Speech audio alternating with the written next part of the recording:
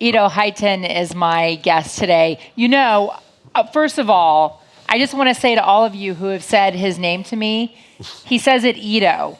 I wanted to correct everybody, but I wasn't sure that I was right, and then I asked you. I let everybody call me in the way that's comfortable for them. I'm very approachable trying to be. So I'm wondering whether there are other people in this room who might think of other names they might like to call you. I don't know, Contessa. Maybe let's leave that for later.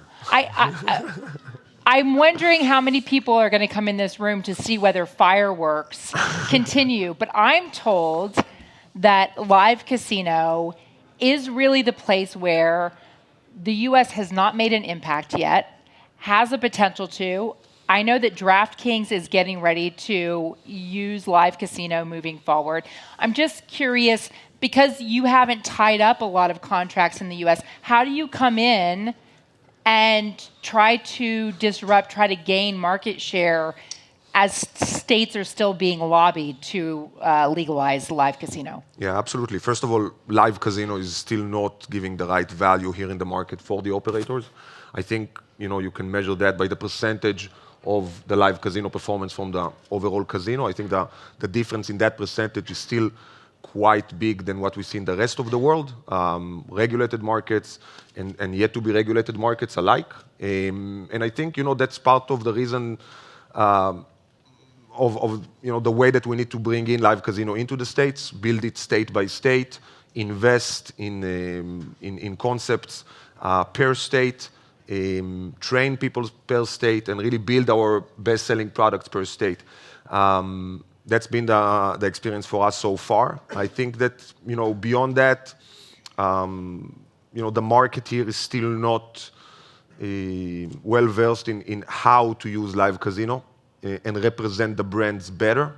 We do see dedicated tables, we do see dedicated offerings, but still nothing to really represent the brands and their values and the spirit and what they want to bring to their users done well with live casino, whether it's not being offered yet or not being asked for yet. I think that variety is still missing and that value is still missing, and that's why you see that disparity between the percentage that you see in the rest of the world from the general casino to here. We've been already live for a year and a half, something like that in the US. We have studios both in Jersey and in Michigan, which are very active, and we've built the best-selling games already here on the ground. It does take a long time to go and to integrate new licensees, whether it's regulation, different integration that takes place, and teams that are still learning what is live casino.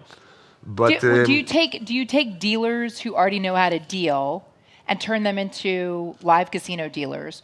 Do you take actors and teach them how to deal? Like, how do you get the talent you need to effectively sell live casino to an American audience that may not have a lot of experience? First of all, everybody can sit at the table and deal if they want to. If they intend to come and give service, if they intend to come and learn the profession, if they intend to come and be a good host, an entertaining host. I think that's the biggest word that everybody here should speak about when they speak about live. We are all here using live at the moment in the US to get more bets in.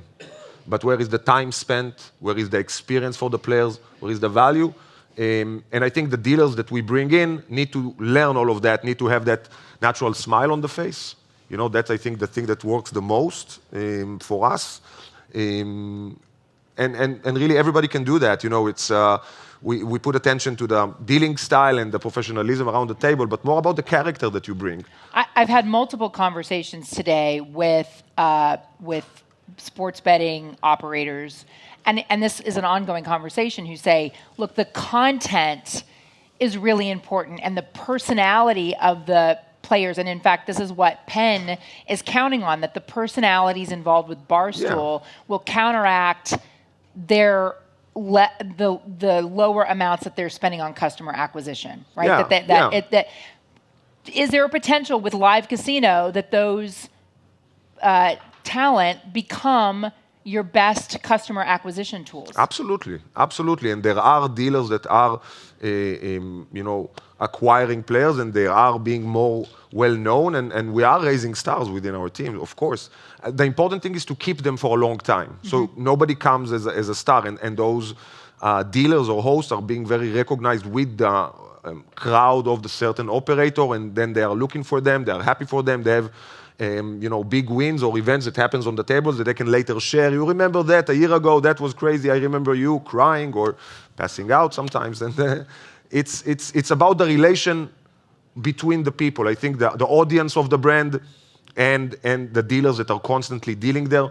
So once a dealer is there working for you and with your team a long time, you can definitely see a better benefit. H2 Gaming Capital says that in 2022, there was 900 million in GGR for live casino, and they anticipate by 2027 that will be 10.8 billion. That's pretty dramatic growth. Are you confident that the operators understand how much accretive value this would have to them, and do the regulators? First of all, I think that amount should be bigger. Okay. And I think Why? that amount, because we are not considering all of the use cases for the entertainment bit of live. This is about gambling, cannibalizing other verticals, growing the market exponentially, but still growing it in a certain way. I think that live gaming poses an opportunity for operators, for providers, to bringing more than just offering another roulette to play. We have a lot of great roulettes. We have a few of them. My competitors have a few great roulettes, and those games are offered on the market. Well, the market will come and do more, just like the video market in other areas of entertainment, whether it's social media, streamers, or whatever, is growing into different dimensions in different ways than we thought, than just the TV market. So do live. Live is a platform that allows engagement through video. Okay, but back to my question. Yeah. Do the operators understand that? No, they will not be the only clients, I believe, in the future. So the operators are definitely using... Who else? Amazon? Is Amazon going to be your client? I don't know. If they want, I'm available on my phone. You're welcome to call me. I can definitely think of a product for them. But when we're talking about this opportunity for, Chris brought it up, the social play, and that gaming might actually be about gaming. I remember TV wasn't allowed in the house when I was growing up because I had a Baptist preacher for a father. So I rebelled. I work in television. I remember going to my grandmother's house and watching Wheel of Fortune, whack the whammy, no whammy, Family Feud and all of those. It was very entertaining. It was a game. Absolutely. You do game shows. Yeah, so, we exactly like these ones, these are also, part of them are my favorites. And we do already Who Wants to Be a Millionaire. We are bringing Jumanji into the market, building things around existing brands to bring that experience, that spirit, again, all in the name of entertainment. Even if it's gambling, entertainment through gambling, it needs to be more than just a place to put your bet and see the result. When operators look at live casino, session time, how much is your session time of the player? What's the player value?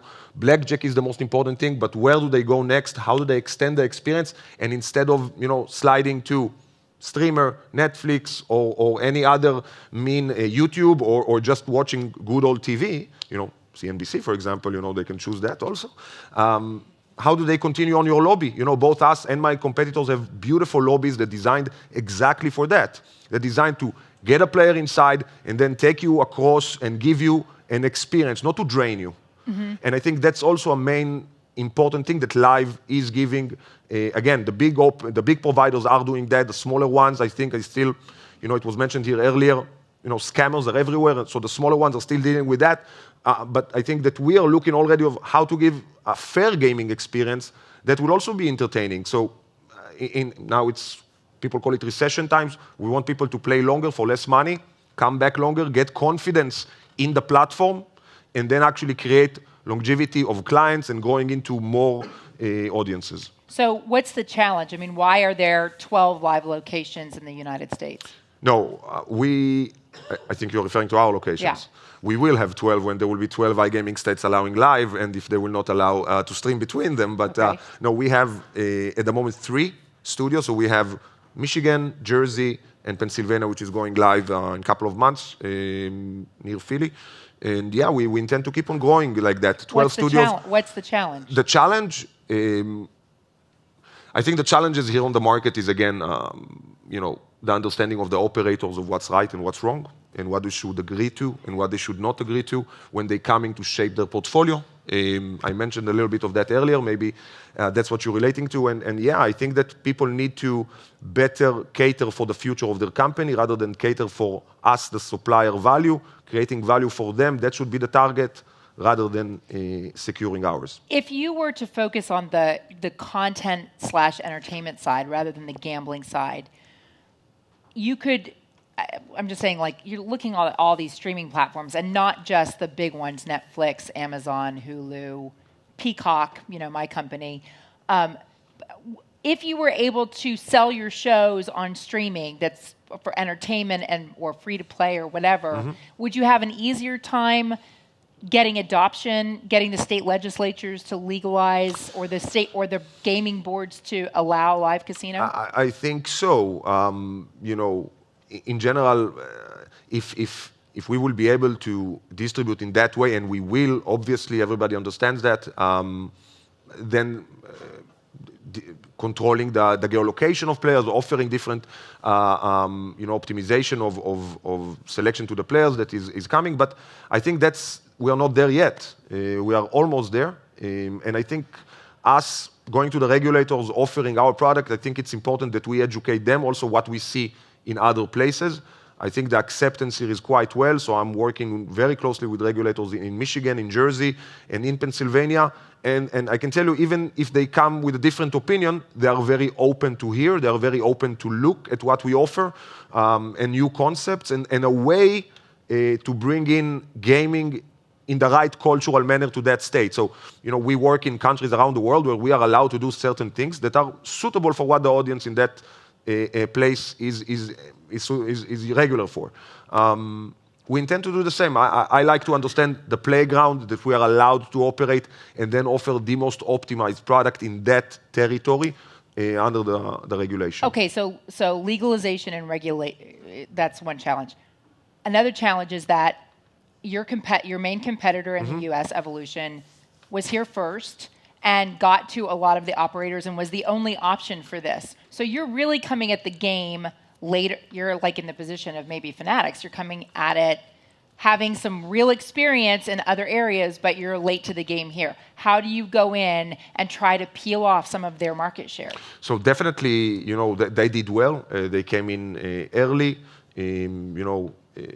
but all the upside that was gained, is an upside that is for us to gain now. We are coming to the market and we are here for some time, and what we've been doing in this time is building the infrastructure in a way that we know how to take market share, and the way that we've done it in other places around the world. Whether it's taking more time here or less time here, I think that's debatable, and any company that came into the US feels that time that it takes to do things here. And I think the upside is very, very well clearly ahead of us, and I wish all the well to the competitors, but obviously from where they are, the downside is very well ahead of them. Can you make money with just a small percentage of market share? Absolutely, but that's not what we are here to do. We are here to do a mass business, and doing live gaming in the US for us is not only to do the few states, it's to do the American market and the United States market, where we are allowed to operate in the way that we are allowed to operate. So if in some states we can do gambling, we will do gambling, but in the other states we definitely are going to bring products that will be allowed for consumers to play and to engage. I don't see Disney having a live platform. So, I think that there are a lot of use cases that we are yet to see. When we had done a story with you for CNBC, and we were talking about live dealer and the opportunities to sit at a table with your friends, I'm really interested in what, the metaverse, and this term is everywhere. Yeah. What happens with the metaverse? And could you put a casino in the metaverse? Could you have people on VR headset sitting and playing live casino with their friends? I'm really against that, to be honest. I'm really against. And people try that. There are VR casinos, I think, overseas and here, and people probably think that I'm old-fashioned. I just think that we are too good at what we do. I don't think it's compliance. It's compliant with what we want to achieve in terms of safer gambling or fair gambling. Let's call it like that, which is not a legal term, but something that we see very well doing to our business. When you give a fair experience to the players, they come back. VR at the moment not being really used in a wide scale can confuse, can brainwash. We can probably see players being drained out of their money very fast. I don't think it's a responsible experience yet to real money gambling. Everything else, I'm a big fan. I have a VR set at home. I don't think gambling yet is the place. And I think also in a time that companies are measured by the bottom line, and obviously the market here has seen a few years with not very encouraging bottom lines, and now starting to understand that bottom line in casino is everything. A casino company needs to be profitable, must be profitable, and you need to see what the audience wants to use now. Video is still very big, monetizing very well. It's not a commodity yet, although it's very much available, and people want to consume more and more video. We saw this week, again, Netflix, God bless them, having their first live, I think it was a Chris Rock show, right? Yeah. So I watched it. You liked it? I didn't think it was that great, but nobody's asking me for my streaming. But you did watch it, right? You did consume it. I did, but because it was a historic moment. How much time you spent in front of it? 45 minutes. 45 minutes. And you did anything else besides watching? Wouldn't you like to know? Yes, but true. But just imagine you would watch it and you could actually talk with other watchers and say what you think about Chris Rock. You can on Twitter. On Twitter, right? But then you need to go to Twitter, and who wants to do that? Maybe you want to do something within the stream that you are getting, and maybe it will be possible one day. But do you think that that's, is that the thing that will have people at live casino is not just, you, in New Jersey, you can play online blackjack, but the fact that you have a dealer and you could maybe have friends can you manage to have friends with the same dealer? Yeah, we will never, I think, cater for those small experiences, having friends around the table. Those are very small and very niche. I think, you meet new friends. You meet, when you go to a table in Vegas, you don't want your friends necessarily around the table. You want the fantasy, right? You want the guy from Asia and the guy from down south, and you want everybody at the table. I want Bradley Cooper. Bradley Cooper, that's a good choice, to be honest. Yeah. I don't mind Bradley Cooper at my table as well. Okay. There's no disagreement. There's no pardon the interruption on that one. Bradley is invited to our blackjack tables and to play. To maturity, how long do you think it takes you in the United States to get to what your vision is? Well, we have a lot on our plate that we want to do. In terms of iGaming, real money, the 3 states that we are operating, definitely this year we will see many, many operators going live with us, with our services, and using the games, and then we will start opening some of the others. We are bringing in new concepts into live. We just launched today a game which is bringing virtual sport content into a roulette, under casino license, and things that really give the players a different way to engage with content in the game, not just to watch a game and bet on a roulette. But so I think that the market here still didn't even get its first, game show. I wonder if it's going to be, Crazy Time or Wonderland, but the first game show is still to arrive. And then we will see where it goes. I think that we will see many different case uses in the next year to 3 years, and then we will see definitely where this is going. Before I let you go, I believe in turnabout's fair play. Yeah. So since you asked a question at Todd's panel for Evolution, Todd, do you want to say something to Ito? I think you're sitting next to what might be the literal smartest guy in live casino. He's insanely well-rounded. He understands product, compliance, commercial, everything. He's a friend. He and Playtech make Evolution better every day. Amazing. I appreciate that from the bottom of my heart, Todd. And you are a real mensch, and I think that was well done. Better than I expected. Let's say like that. Thank you very much.